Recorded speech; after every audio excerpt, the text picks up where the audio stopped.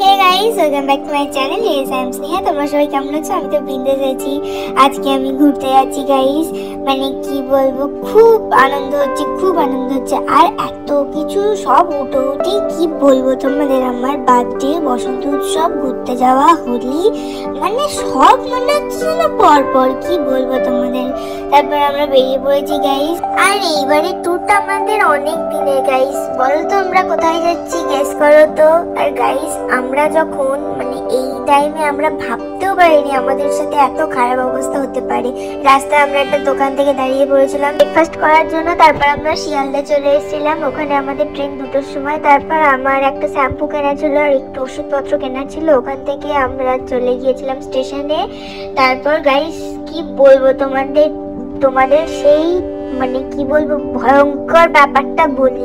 Guys জীবনে guys কোনোদিনও AC ছাড়া কোথাও যেও না। সে বিশাল একটা অবস্থা খারাপ ছিল আমাদের, এত গরমে এত কষ্টে।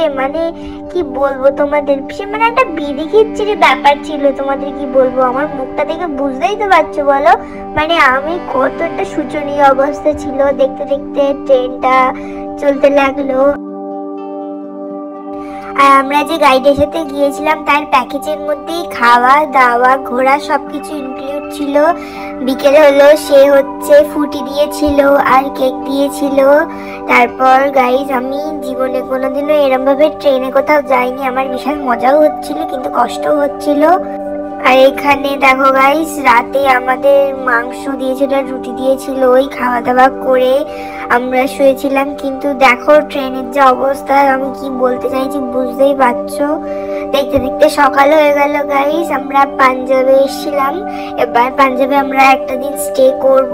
তারপর আমরা আমাদের আসল ডেস্টিনেশনে যাব। আর এটা হচ্ছে দিল্লি লালকেল্লা। আমি একটু ভিডিও করেছিলাম পিছন সাইডটা, হয়তো এটা হবে, হয়তো আমি ঠিক সঠিক বলতে পারবো না।